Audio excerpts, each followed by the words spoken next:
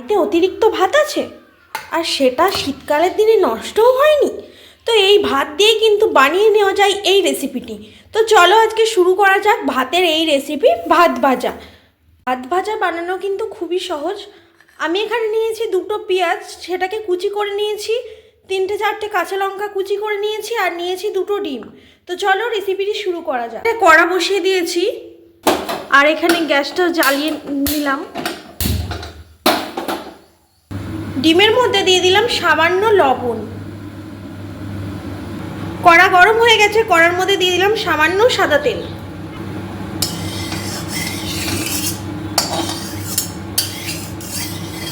এভাবে করে নিলে না ডিমটা মানে শুকনো জায়গায় লাগে না, তেলের উপরেই লাগবে ডিমটা। তেল গরম হয়ে গেছে, আমি এই ডিমটাকে এবার ভুজি করে নেব।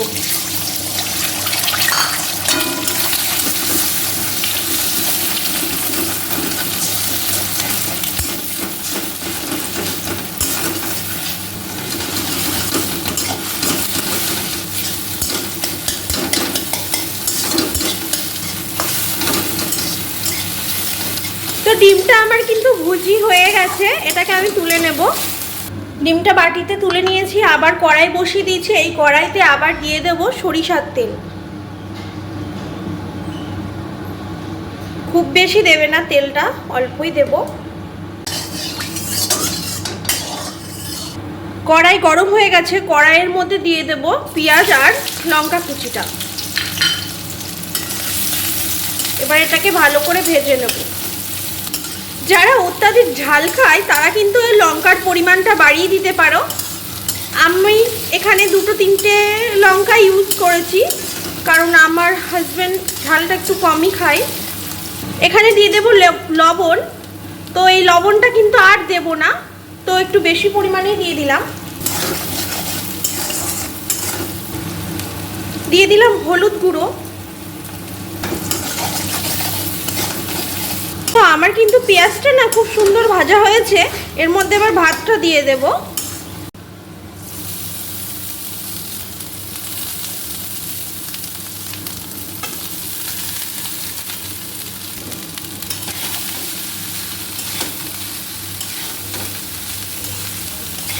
বাসি ভাত দিয়ে যে এত সুন্দর একটা রেসিপি বানানো যায় সেটা হয়তো অনেকেই জানে না। তো এইভাবে বানিয়ে দেখবে, ভাত কিন্তু একদমই নষ্ট হবে না, উল্টে বাচ্চারা থেকে বয়স্করা সবাই কিন্তু চেটে পুটে খাবে। তো এইভাবে নাড়িয়ে নাড়িয়ে কিন্তু কিছুক্ষণ ভেজে নিতে হবে। আমার কিন্তু বেশ খানিকক্ষণ ভাজা হয়ে গেছে, এর মধ্যে আমি ডিমটা দিয়ে দেব।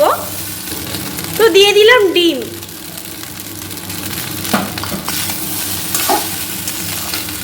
তো আবার ভালো করে মিশিয়ে নেব ডিমটার সাথে। আমার কিন্তু ভাত ভাজা কমপ্লিট। তো এখানে একটুখানি ঘি দিতে হতো, আমার কাছে ঘিটা ফুরিয়ে গেছে বলে আমি ঘিটা দিলাম না। এই নামানোর আগে ঘিটা দিলে না স্মেলটা খুব সুন্দর আসে, তো আপনারা ঘিটা অবশ্যই দেবেন। এবার এটাকে আমি একটা পাত্রে নামিয়ে নেব। তো আমার ভাত ভাজা কমপ্লিট। আজকের রেসিপিটি কেমন লাগলো অবশ্যই কমেন্ট করে জানাবে। ভালো লাগলে লাইক করবে, শেয়ার করবে, আর আমার চ্যানেলে যারা নতুন চ্যানেলটিকে সাবস্ক্রাইব করে দেবে। আজকের মতো টাটা।